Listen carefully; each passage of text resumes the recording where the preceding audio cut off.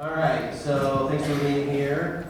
Nice day outside, so I know you have options. So Dusty Simmons, Ball State grad, and currently Executive VP at Financial Center Credit Union, which she'll talk about. So I think you're really going to enjoy Dusty's talk, and a lot of wisdom in it. She spoke in my 9:30 class. A lot of wisdom. So stay with her. Yeah, please stay with me. I know that I'm probably what's standing between you and lunch, so I will be efficient, I promise. Also, in my first class, thank you, that I only had 30, so this is quite a different size group for me. And I had a place to put my stuff, so this is going to be interesting how I navigate with a mic and all this stuff. I'm actually going to put this in my pocket. Anyway, again, yeah, my name is Dusty Simmons. I'm from Indianapolis. I'm the EVP of Strategic Operations at Financial Center First Credit Union, which is on the east side of Indianapolis. I am a resident of Greenwood. I'm from the Center Grove area. Are there any Center Grove grads in here? All right, cool. Thought I'd check, just because it's a big class. How many of you here on campus are freshmen in this class today? Welcome. How's your first semester going? Awesome. I love to see the thumbs up. I know it's an interesting transition, and I'm happy to see more Cardinals in the room. I'm going to talk to you today about entrepreneurial leadership. This may seem like it's a far-off concept for you if you're early in your career here at Ball State, but I hope I can impart some wisdom that you'll be able to use throughout your time here, and then obviously as you move on into the workspace later. I am going to give you a quick, my background, my working background, so that you can kind of understand maybe where my perspective is coming from as we go through this. So I graduated from Ball State in 2001 with a degree in journalism and with a minor in business. So I'm super excited to get to come back and do fun things like these. I started my career right here in Muncie. I had a professor who was connected with a bank marketing director at Old National Bank right on Main Street down in Muncie. I have to tell you, I hadn't really ventured much off of campus in that vicinity until after college, so it was a totally different experience to be out and about in the city of Muncie versus being here on campus. I worked there for 5 years between the Muncie office, and then I moved to Indianapolis a little later, and I went to a consulting company after that where we did work for banks and credit unions in the marketing space. Really exciting to go from a really big bank. It was mid-size at that time. It's pretty good size now. To working for some of the smallest banks and credit unions all throughout the Midwest, and really got more of that opportunity to, I was not the owner of that business, that consulting business, but really got more opportunity to see what entrepreneurship really looks like. And it was in that space that I said, this is not for me. Owning my own business is not for me. I do not want, the ultimate success or failure of a business to be completely on me. So I will say, aside from owning a little lemonade stand when I was a kid, my entrepreneur experience has really come from working at different kinds of companies. After I did the consulting work, I did that for a few years, and then I had kids, and I took a few years off of my career, which was hard for me because work is really a passion of mine, to stay home with my kids, and I would not give that time up for anything, so no regrets there. But what happened during that transition was the credit union that I work for now, I had done some consulting work for back in that space, and they called me up one day and said, hey, are you looking to get back into the job market? We would love to have you in our marketing department. And so I started out in the marketing department there. I worked my way up to VP of marketing there. I took a brief stint away from that organization a few years back, which I'm going to talk about in another portion of my talk. And then I came back into this role that I'm in today as Executive Vice President. I am basically, the CEO is at the top. There are 3 EVPs that report under him. One oversees operations of the credit union. I oversee strategy, and then obviously we have a CFO. So top 3 in my organization, and the structure that's underneath me, I have marketing, financial wellness, which I am also going to talk about a little bit later. I have business intelligence, which is our data analytics group of folks, human resources, and our insurance line of business. So even though I've never been the business owner, I have certainly had to make decisions on lines of business, on product launches, on customer service satisfaction, on member experience, on risk management. So as you're through your journey here at Ball State, I encourage you, if you're in the business school or anything that's in that business world, that you are taking classes that give you experience in each of those areas, because you will use those in the future. And I will say, with a journalism degree and a minor in marketing, I did not take enterprise risk management. I did not take human resources while I was here, and I wish those were skills that I had to learn on the job as I got further down the road. So as you're looking at your future track, things to keep in mind. So, while my name was never on the company sign, I am here to talk to you today about what entrepreneurship is, what it means, why it's important, and how you can get there from the place you are today to maybe where you're looking at in the future. So, okay, pardon me with the clicker. And that didn't work. All right. Well, when all else fails.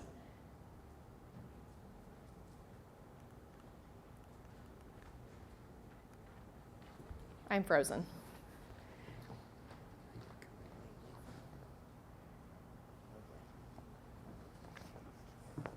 Okay, there we go. Thank you. All right, so first we're going to talk about what the mindset, thank you, and practices of entrepreneurial leadership are. And the three main things that we're going to talk about are innovation, risk-taking, and coaching.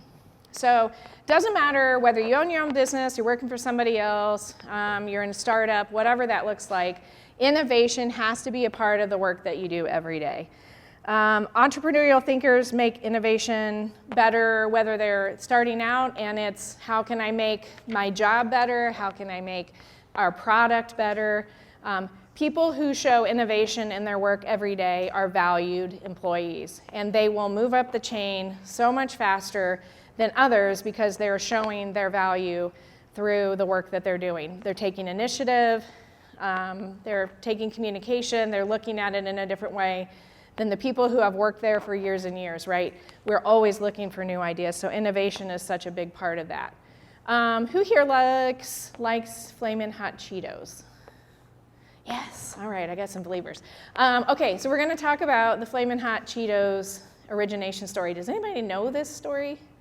Where Flamin' Hot Cheetos originated from? Okay. This is gonna demonstrate that you can have innovation at every part of your organization. So the Frito-Lay company, who owns Flaming Hot Cheetos, was having some financial trouble back in the 1980s. And the CEO was kind of like, I don't know what to do. I'm going to go and I'm going to put out a call to action to all of our employees. And so what he did was he said, hey, I want you to think like an innovator. I want you to come up with ideas that can help our company succeed. And lo and behold, it was a janitor at the Frito-Lay company, an immigrant who was making $4 an hour, who set a meeting with the CEO to talk about Flaming Hot Cheetos. The immigrant janitor felt like there was no product that was serving the Latino market, who were looking for something spicy, not something quite so cheesy. And so he went in and he pitched this idea to the CEO of Frito-Lay, and the rest is history. We love our Flamin' Hot Cheetos. I'm going to talk a little bit about this guy again later, but it just goes to show that it didn't matter that the fact that the person who came up with the idea was the janitor. When you have a CEO who believes in the company's employees, and you have an employee who believes they can make a difference in the company, innovation can come from anywhere. Okay, next we're going to talk about risk-taking. And I know that this is, something that we're human, right? Risk is something that we are ingrained in us to avoid at all costs, for most of us. Some people love taking risks, right? There's some fun and challenge in seeing what you can get away with. But for most of us, risk is something that we try to avoid.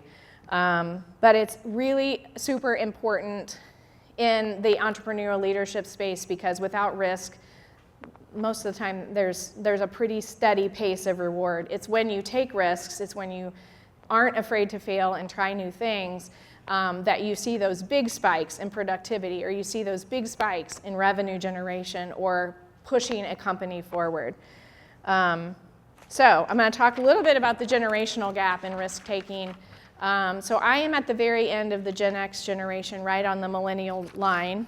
And of course, my kids are just a few years younger than you all, so they are in your generation. So when my generation grew up, we are called the latchkey generation because for the most part, we had 2 working parents in our household, which meant that after school, we were on our own to, get our homework done, sometimes fix dinner, watch other kids, etc. I know, feel sorry for me.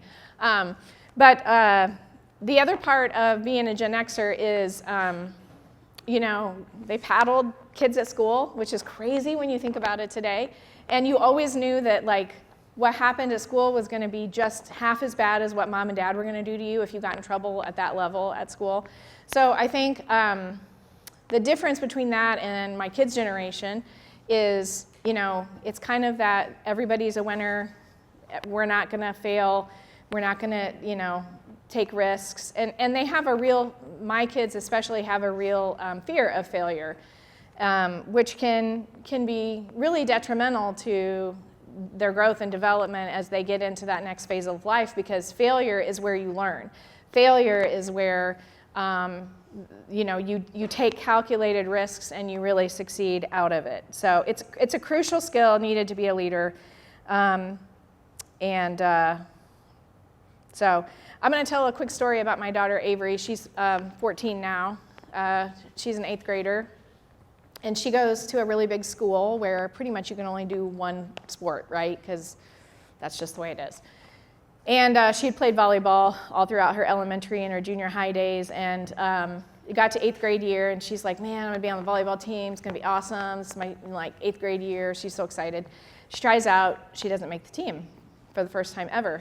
And I was so proud of her, first of all, but I was also glad she was going to go through that experience of failure, and here's why. She came home, she was crying, she's worried about what are her friends going to say the next day, who's going to ask about it, and she's going to have to tell them that she didn't make the team, a whole night of just how she's going to feel about it. She comes home the next day from school, and she's like, guess what? Nobody asked me, not a single person. It wasn't as bad as I thought it was going to be. I didn't have to tell the story. And I was like, okay, that's great, great. And she was also in that mindset of what am I going to do now? What am I going to do with my fall? I've got nothing to do. So about a week later, after some mourning, the golf team puts out a thing that they're going to have golf tryouts. And I said, why don't you consider trying out for the golf team, the junior high golf team? I was like, she had just started golfing earlier in the summer, and I said, you should give it a try. And she's like, you know what? I think I am going to try it, because if I make it, great. That'll be a bonus, and I'll have something to do this fall. And if I don't, I know what that failure feels like because I've done it. So long story short, she makes the golf team. We had a great season. And the day after golf season ended, she said, you know what? I am so glad I didn't make the volleyball team, because I would have never even thought about trying out for golf and trying something new if I hadn't failed at that thing that I really wanted. And she goes, and when I look back on it, I don't think I really wanted that as much as I thought I did now that I sit here today. So again, practicing small failure is a good thing, because it teaches you that most of the time the bottom is never as low as you think it's going to be, and you can rebound and do something else that is even better than maybe what you had dreamed or imagined that you would be doing.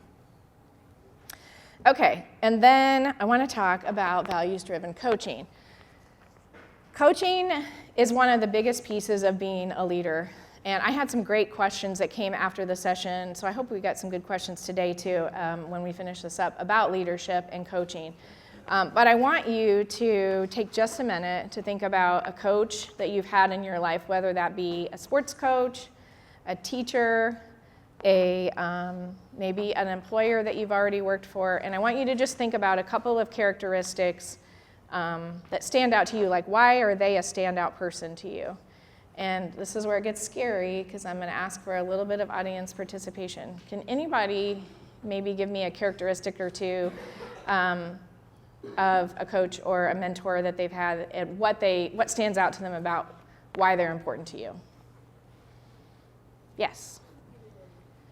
Humility, that's a good one. You want to elaborate a little? I think Oh, yep, I'm going there. I think something really important about being a leader is being able to show up as a person first and then wearing your title second. So if you can show up as a human and say, hey guys, I'm going to be 3 minutes late, or hey guys, my wife is having this issue tonight, and blah, blah, blah. I think being a person first allows people to understand, A, that you simply are just a human with some us, and then also that you can be a human who walks in a position of power. Very insightful, thank you. Anybody else? And now you know the mic's coming your way, so yeah. What's another characteristic? I actually had 2 coaches while I was on my high school dance team. I would say the characteristic of one coach, she was very strict and, excuse my French, kind of a hard ass. The other coach, she was really nice and sweet and very encouraging. And I feel like over the 7 years I was on the team, I feel like the importance between like a coach and a leader, you could be like a very sweet person, like a very sweet and nice leader, but you also have to have like structure and also be strict at the same time, because if not, they're gonna walk all over you. And there was this one season I've seen, she coached the middle school team that one season, and they all walked all over her, and I felt so bad. Mm-hmm. That's actually a really good point, and we're going to talk about that a little bit. But just because you are a servant leader doesn't mean you have to be a pushover, and we're going to talk more about what that means. But that's a good example of how that can go either way, right? Okay, anybody else? Ooh, way in the back. All right, this is going to be my last one because this is a trip back here.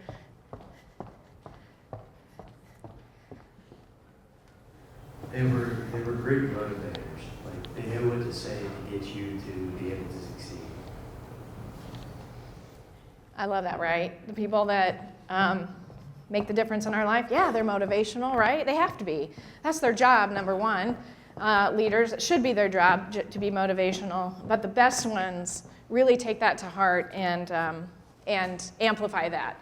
So I'm going to tell you a little bit about my favorite coach. It's actually the boss that I had when I took this job. He has since retired, and that is what allowed me to step into semi kind of what his previous role was. And he is the person that I now try to model my entrepreneurial leadership behavior after. His name is Dan. Funny story. Dan and I are actually really close now. He served as my boss for 5 or 6 years, and then we're friends now. But I actually one time in a meeting called him Dad, which so not the best. But just to give you an idea of that's actually how I think about him as kind of my second dad. So yeah, we don't talk about that day. But Dan's qualities, he cared about me.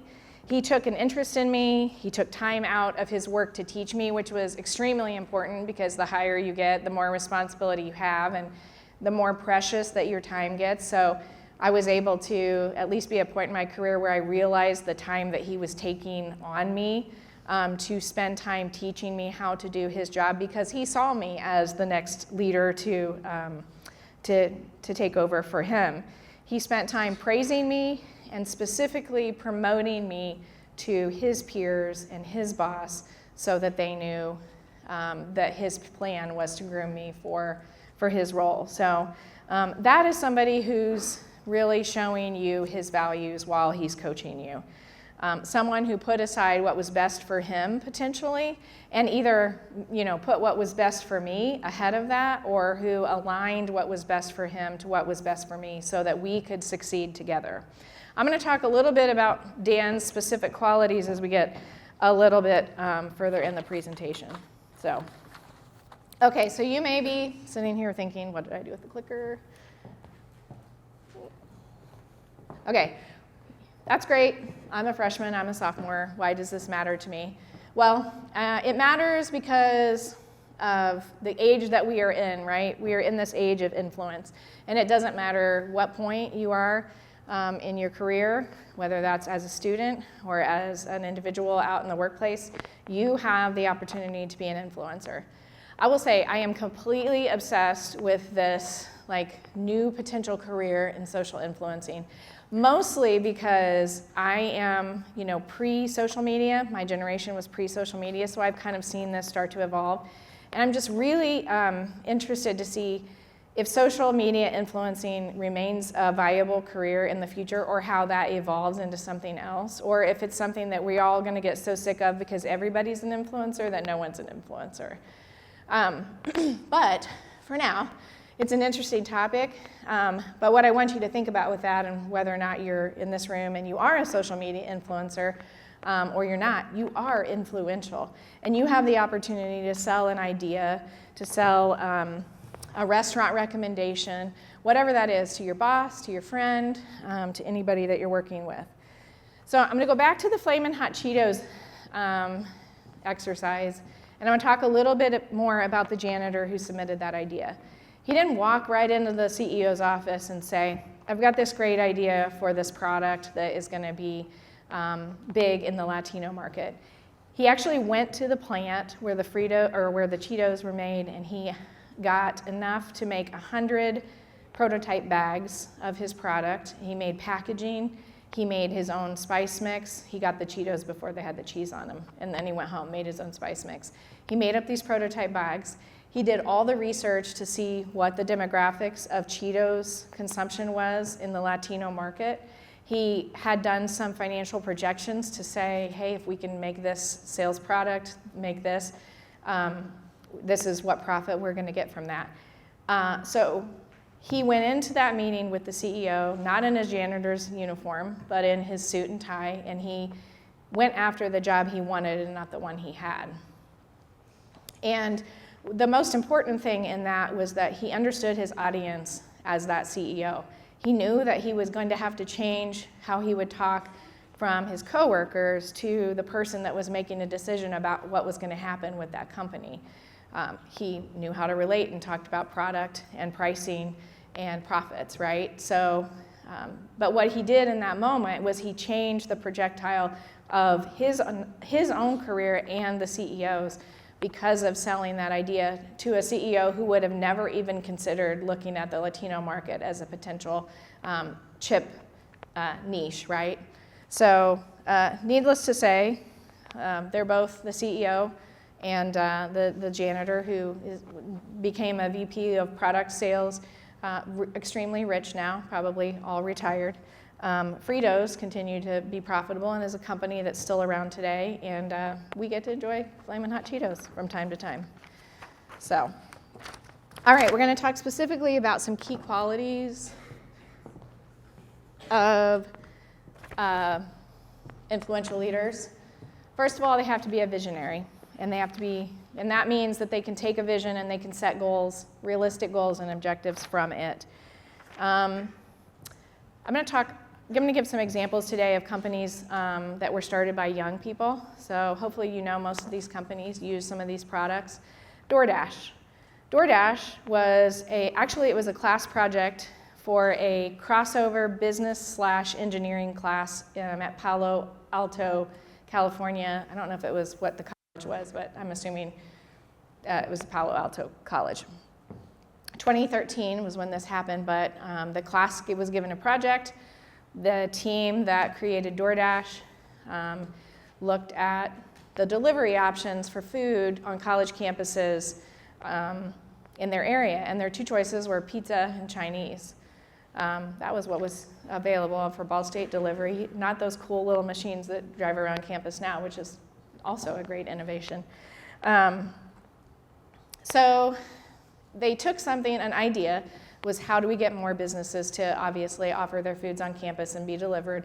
And so they started compiling all the menus from all the local restaurants on a website, and they put together this model to hire deliver people and to deliver the food. And it wasn't a very scalable model when you think about it. I mean, you're looking at local restaurants, local people who can deliver food, and customers that have to be able to find a website, right? But they started small, and they scaled as they could. They adapted and changed when they could. But they had this really, really cool, great idea. And I don't know about you, but I think when DoorDash really exploded was when COVID hit. And everybody was like, how do we eat out without eating out? And look at what DoorDash has done today. So if you look at, what was the number one thing that they did, they were innovators. They saw an opportunity, they filled a hole, a service gap within their community, and they scaled it from there. Today, DoorDash is worth about $32 billion, so they're not doing too shabby. So the second quality is adaptability and resilience. I talked about failure a lot in the last slide, so I'm not going to touch on that here, but what I wanted to talk about specifically with an example is the adaptability piece of this. Again, another brand you guys should be really familiar with is Snapchat. So Evan Spiegel is the founder of Snapchat, and he pivoted his business multiple times before finding its ultimate success. And I will say, I think Snapchat continues to evolve with every iteration of product that it comes out with. I don't know if you were early adapters or adopters of Snapchat, but when it came out at first, it was all about like this story kind of concept of, I'm going to post a story. And then it went to the, alternate reality photo fun thing that when my kids were little, that was all they wanted to do was make dog faces and create cool things. And what I see evolve into today is obviously the huge social media platform that it is for young people, but also, I don't know if you guys use it for this, my girls use it for this, is to track where their friends are at. So it's like this whole GPS tracking service, creepy, that's a part of it. So, but if you've looked at, how has Snapchat kind of made that evolution, but also built in other companies that can, they do product placements and all kinds of cool things on there. So they've continued to adapt and change. And honestly, for any app, that's where you have to be. So Snapchat, 332 million users. This is the statistic that just blew my mind. 6 billion snaps a day on that platform, which is just wow, crazy. Okay, next we're going to talk about problem solving. And Airbnb. So problem solvers need to be able to find creative solutions in the face of challenges. Airbnb is another company that was founded by college students who were wanting to travel but couldn't afford it. And if you think about what was in the travel space when Airbnb came up, it was, people could buy condos and you could use your timeshare kind of thing. You're using a hotel or a motel. But there were very few options in that shared economy type travel space. Brian Chesky and his team of other students explored mostly challenges that came up in this space because there were lots of people that did not want this model to succeed. Because if you looked at others in the travel industry, they were saying, how are you going to be compliant? How are you going to meet regulations when it comes to travel? How are you going to ensure that both the guest and the host are protected from an insurance standpoint? People were throwing all kinds of ideas at them, like how they could fail, what was going to make their company fail. And Chesky and his group of people, they embraced that and said, okay, yeah, we're going to have to overcome all of these challenges. And they introduced out of that, they got creative, thought out of the box, pioneering features such as the host plus guest verification. They elevated the platform's credibility, and they really have set the standard in the sharing economy landscape. So that's their legacy, is overcoming obstacles and problem solving to get their business where it needed to be. And then the fourth key quality that I think exists is that servant mentality. And we talked about that a little bit in our last slide, bless you. And I wanted to touch on this young woman's point about don't be a pushover, right? Just because you're a good servant leader doesn't mean that you have to be a pushover. You can be humble and kind, but also set expectations that you expect to be met and hold people accountable. Those two things don't have to live on different sides of the street. You can be both. So going back to my friend Dan, who I was talking about earlier, let me give you a few examples of how he did this. There are three main qualities, or three main practices that he did with me every time that we spent time together that I try to use every day. It's kind of these things right here, know that your actions always speak louder than words, listen more than you talk, and take action. And I'm going to give you some specific ways to do that. First of all, he was the kind of person that let you know that he as a leader was never above the work that was being done. And I try to do that all the time. Coming up through the marketing ranks, we worked a lot of events when I was younger. We schlepped, I call it schlepped, trade show boxes for mortgage home shows, for grand openings, everything that had to come with, you from the office to an event space. That sucks. It's tough work, and nobody wants to do it. And when I show up for events, even today, that I no longer have to officially work, but I'm there to network and enjoy, I come early, I stay late, I schlep the boxes with everybody else on my team because I want them to know that I remember what it was like to have to do that work every day, and I want them to feel that I am not above that. There is some humility that should come at every stage of your career. So I try to do that as much as I can.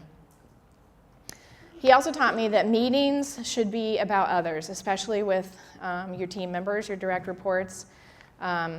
So 2 things he did there. He never moved a one-on-one appointment. I worked for him for 5 years, and I bet in that 5 years, 2 times did he move a monthly one-on-one of mine that was pre-scheduled. He made it very apparent to his coworkers and his boss that one-on-ones were the most important thing he did. And I always knew as his employee that time was going to be for me. Secondly, with that meeting was never his agenda, it was always my agenda.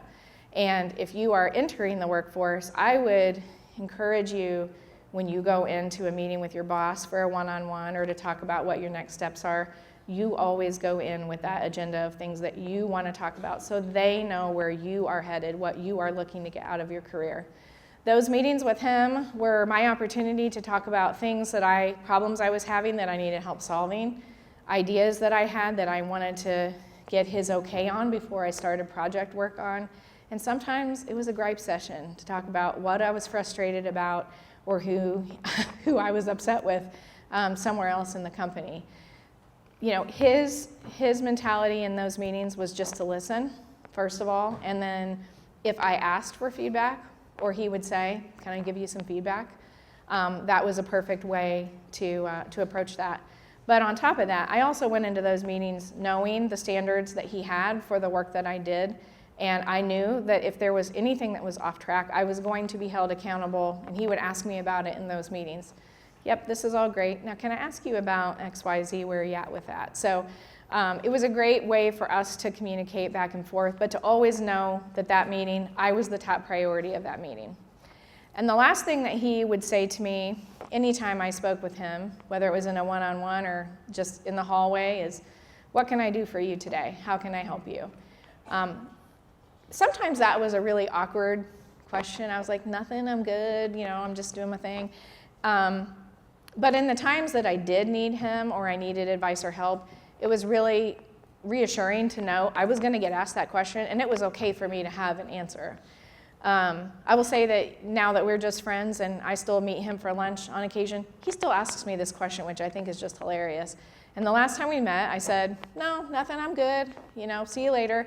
And I got to my car and I was driving home, and my daughter is in that process of applying for colleges, and she's in that, the site, anyway, where you have to have references and you got to have all the essays and all that. And I called him on my way home and I said, "You know what, there is something you can do for me." He knows my kids really well.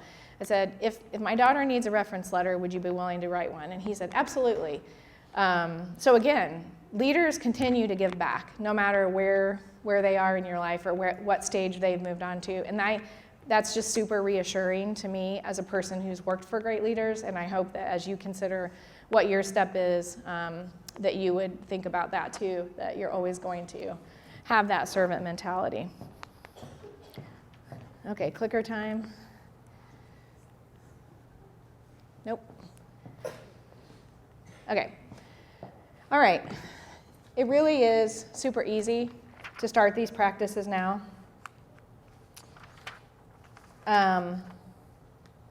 So let's talk about how we do that. Start small, start now. Okay, you're college freshmen, sophomores, maybe a few upperclassmen in here. Clubs on campus, super important. Whether you start one, just join one right now. Lead one in the future as you get to that next stage. Some of you may already have a side hustle. If there's something that you're passionate about, pursue it. Don't be afraid to fail. It's okay. Now's the time to do it. It's part of the reason you came to college, right? College is there to help you become a more well-rounded individual so that when you go out into the workspace, you don't just take with you the experience of your high school and the town that you came from and the family that you grew up in. It was to get exposed to different cultures, different communities, different ways of thinking. So use all of that to start being a leader in a small way. On the smallest scale, and I know leadership is not easy for everybody because for some of us, it's kind of born in you. If you've ever been the team captain or you've always been the one to raise your hand and say, I'll lead this project, I'll be the group lead. For some of us, that's really easy. But for others of us, it's really hard. So make it intentional that from time to time, even if it's not in your nature, that you try and learn to lead. And that may just be, I'm going to be the leader of this project in this one class. And that may be enough of pushing me out of my comfort zone for the time being. And every time you do that with something new and something just a little bit bigger, you're going to get better at it. And that risk-taking mentality of it's okay to fail is also going to get better. You're going to feel a little bit better about that each time. So also learn by doing. I had a question that got asked at the end of last session about dealing with difficult people as a leader, and that's extremely hard. And I don't, when I came out of college, I was like gung-ho. I was like, I'm going to be the boss someday. I can't wait. Guess what? You can wait. Let me tell you why. Because leadership is hard. Managing people is hard. If you've ever been a restaurant manager, if you've worked in a daycare, if you've been a coach of a team, a youth team, people are the difficult part of any job because people are selfish. We're all selfish. We want what's best for us. We all have things going on in our lives.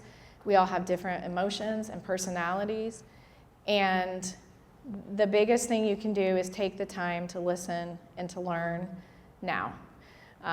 All those leadership opportunities to do big things will come, and they might come pretty early in your career, to be honest. They might come while you're still in college when you're leading a club or whatever, but be willing to enjoy the ride because getting to the top is great, it really is, but it doesn't come without some bumps and bruises along the way. And really what I would say with that is look for internships, look for ways to kind of foray your way into the work environment. Working a high school job or even a college job is going to be completely different than starting an actual career. And internships are one of the best ways to get connected, to develop relationships, and to really learn what companies out there are looking for. Are internships, raise your hand if an internship is required in your major. That's awesome. You know why? Because it forces you to go out there and do those things. Mine was, I had to do 2 while I was here, and they were both fantastic. Neither one of them led me to the job that I got when I got out of college, but it certainly put the right things on my resume to be ready to take that first job. So if it's not a requirement of your major, I still encourage you to look for internships. University has lots of places to help you find those. And then as you're learning, listen more than you talk. Speak up when you truly do have a good idea, not just to be heard. And follow through with the things that you say you're going to do. This was probably one of the biggest things when I was early on in my career that I learned. I moved up so much faster because I did what I said I was going to do. And I did it with enthusiasm and without complaining. And I did it with the mentality that I was going to learn as much as I could and be a sponge. And people see that kind of drive in you. They see that willingness. And they realize that you're moldable. And they realize that you're going to succeed far better than others because you're willing to walk across the aisle and learn or communicate or do something a little bit differently. And then we talked about this one, learning from failures and embracing that.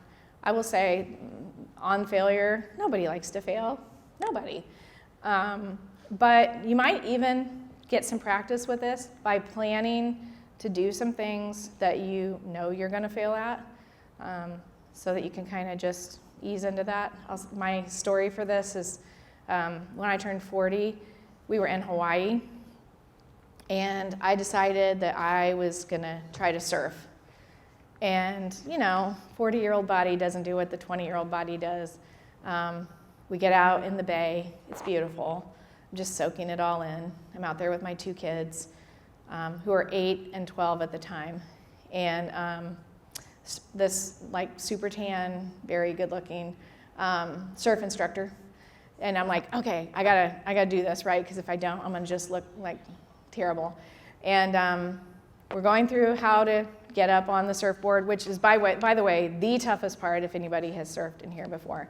And I just could not do it. My kids were up, they're just popped right up. But it's all about your center of gravity, and getting the center of gravity up off the board really quickly. It's like one big motion. Super hard, super hard. So I'm struggling. I've got self-doubt in my head. I'm getting really frustrated. I'm tired of watching everybody else around me succeed. And I decide I'm going to try to get up a different way than what the instructor showed me. It was not pretty, but I did it one time for about 3 seconds, and then I went flat down. But what I will say is I adapted, I changed, I did something a little bit different, and I accomplished my goal. Was it pretty? No. Did I stay up a long time? No. Would I ever do it again? Maybe. But I did it. And I did not allow the failure of the first few attempts, or how somebody was telling me that I had to do it, I didn't allow that to change my outcome. Okay, 2 more slides. So I wanted to talk a little bit about why I love what I do. So as you heard in the beginning, I work for a credit union out of Indianapolis. And I started, I never really thought I would end up in financial services. I wanted to work in an ad agency or run an ad agency. But I got into financial services on the client side of marketing a long time ago, and I just kind of found a passion there. There's a difference between banks and credit unions. Banks are owned by stockholders, and credit unions are owned by their members. They're co-op.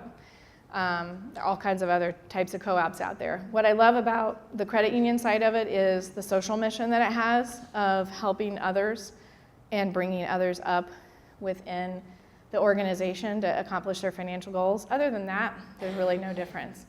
But what I love in particular about the credit union that I work for is that I get to lead talented and passionate teams, which, by the way, I got to choose those people who work alongside me or who work beneath me, which is super important in ensuring that you're putting right people in the right seats. I get to try new things all the time. In my role in strategic operations, my CEO is he's a visionary, by the way. If you are interested in the working genius, which is how people like to get work done, it's one of those kind of personality type things, but it's all about work. And he's a visionary.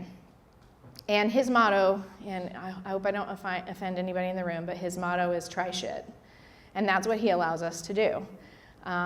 We have launched products, we have launched financial wellness initiatives, we have cut our fees, we have done we've sold off a book of loans, things that our organization had never done before, we are getting to do because someone believes in that mentality of entrepreneurial leadership and trying things that are new. And I get to do that every day. And I get to tell my people that they can do that too, and we have the freedom to do that. I get to push myself to grow. I hate to break it to you, but when you leave college, that's not the end of your learning journey, hopefully. Not for you. Every day I go to work and I probably do learn something new every day, which is super exciting. And I hope that you have that, passion for lifetime learning and that you continue to do that and you find a job that you get to do that too. Every day I go home feeling like I made a difference. I'm a single mom of 2 daughters, and my kids have always been a really important part of my work journey because I want them, first of all, to see how women can succeed. And I also want them to see how much what I do matters to me outside of my family. And I found a way to kind of marry those things together, which has been super empowering for me, and also just something that makes me really happy. So they also get to share in the fact that they know that when mom comes home from work, she's usually in a pretty good mood because she has made a difference in the lives of our membership, in the lives of other employees that we work with, and in the communities that we serve. So there's a real social mission around what we do, and I really enjoy that. And the last thing is that I never thought I would be standing up in front of a classroom at Ball State University talking about my work experience or what I think being an entrepreneurial leader means, but I'm super blessed to get to come back and do things like this for all of you and talk about hopefully leaving behind a little bit of wisdom of what your career could look like ahead. And then lastly, I would be remiss if I did not talk a little bit about the organization I work for. So I work for Financial Center First Credit Union, which has a sister credit union that we merged with a few years ago. And so our sister credit union is called Ball State Financial. It is the university's credit union. It's right here on campus, right here in the student center. We have a student branch. We've gone to interactive teller machines, which are video tellers. So that's new, very new, like in the last 2 weeks. So you can bank right there in the student center with a live teller on a video screen at any time. We are the only institution that reps for Charlie Cardinal. So if you really want to show your school spirit, you can get a Charlie Cardinal debit card through us. We also have lots of partnerships here on the university. Miller College, we do the financial wellness class. So if you took a financial wellness 101 class or that's on your syllabus for next semester, we will be in that class teaching about budgeting, credit, all of those things that you need to know coming out of college and moving into the workspace. We do offer scholarships through the foundation that are specific to Miller College, and the credit union itself does 6 scholarships every year. I think we had a Ball State student this last time we issued them that got a $5,000 scholarship. So check out our website, fcfcu.com, occasionally and see what's going on in the scholarship space. You might be eligible for a scholarship. We do have internships. I've had 3 Ball State interns in the marketing department or the business intelligence department in the last 5 years. I've hired 2 of those out of college for positions. So also, we do a lot of promotion of our internships through the Miller College and also through our website. And mostly what I want you to know about our credit union is we are education focused. We are here to ensure that our members learn how to properly manage their financial life, whether that's with us or not with us. We do all of that for free. And lastly, if you would like to connect with me on LinkedIn, that's my LinkedIn QR code. Be happy to talk or tell you what we have going on at our credit union, or just be your friend on LinkedIn. So thank you for your time today. Really appreciate it. I am turning it back over.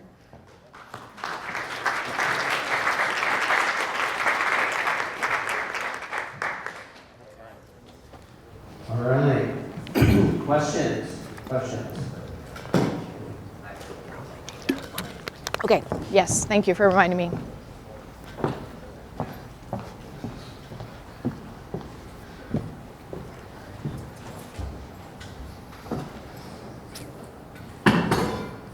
I think there was one down here. Okay, questions? Who has it? All right. Try to find the best way to.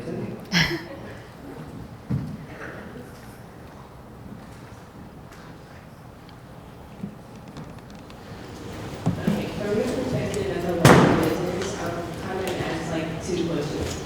The first one is, I want to compliment your shoes. Oh, thank you. When did you feel like it was comfortable for you to start like adding your own style into how you came to work? So that's the first question. And then the other question is, what advice would you give to a senior who we graduated soon, getting started in business and navigating business where there's a lot of men? That is a fantastic question to ask someone, a woman in financial services, truly, it is. The first question that was about when did I feel like I could inject my style, are you talking about how I dressed or my personality? That's a great question. I had advice from my very first boss, who was also a female, who said, dress for the job you want, not the one you have, and I have always taken that to heart. As a young person, regardless of gender, coming into the workforce, it can be hard to be taken seriously. And so, especially depending on the level of professionalism that's in your office, it's always good to dress maybe a little bit better than everybody else. So I kind of try to still do that, even though the workwear environment has definitely changed post-COVID. It's definitely a lot more casual. Actually this morning I did have a suit on, and then I was like, this just doesn't feel right. I have to wear red for Ball State, so that's how I ended up where I am today. But so I think from day one, always dress a little bit better than maybe what you're seeing your coworkers dress. That's really important to just, first impressions are still a thing, right? Everybody pays attention to that. And then the second question about how to navigate as a woman in a very men-centered, boy, that's a tough one. I will say listening is probably one of the biggest things I did. So you're needing to understand who the real decision makers are, who the people you really need to know and align yourself with. I mean, I hate to say work is somewhat politics, right? You got to be able to navigate that workplace environment. As a woman, listening and really knowing who to align with and finding a good female mentor is probably also good. I will say I've had very few female mentors, but the ones I've had I've picked specifically. So look for a mentor. And then lastly, always be the best in the room. I mean, just you can outwork, you can outperform, and your skills are going to show for themselves. Other questions? Other questions? Well, if you're thinking it, somebody else is thinking it too. Questions?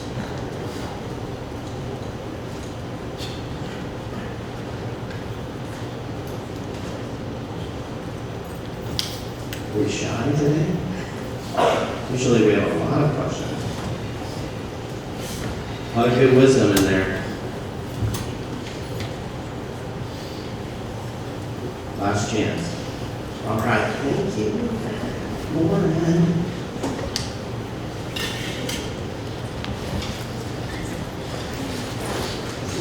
You talked about not being afraid to take risks in one of your slides. What would you say is one of the biggest risks you've taken in your career? Oh, thank you for asking that. I forgot to talk about this. I kind of mentioned when I was giving my bio that I took a brief stint away from the credit union for a while.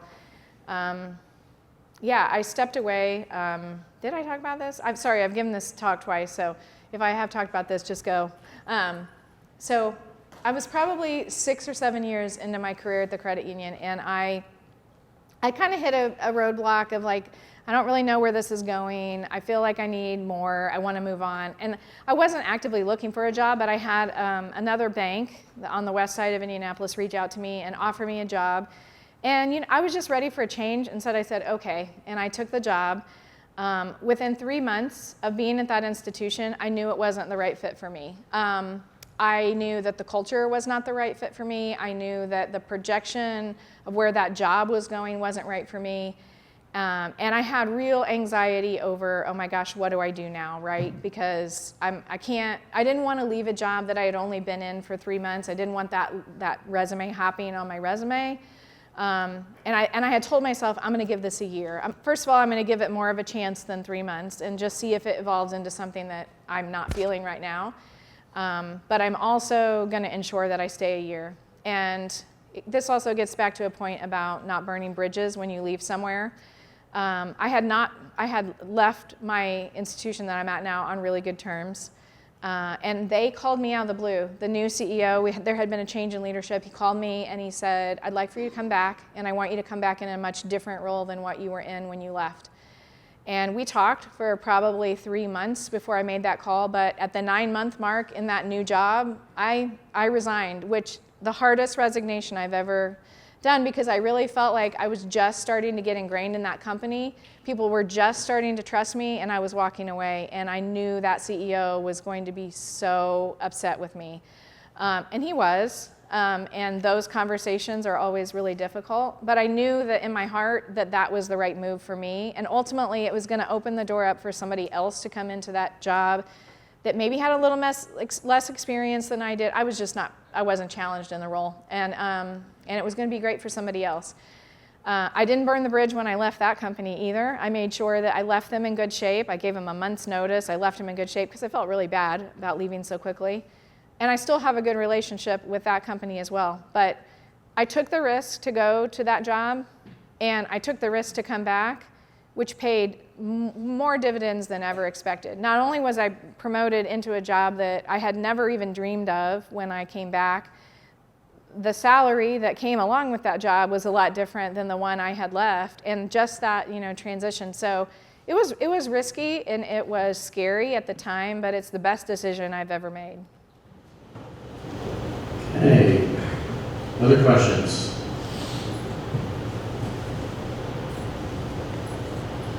Okay. So on behalf of the Entrepreneurship Center, Maggie has a little gift for you that she's going to bring out.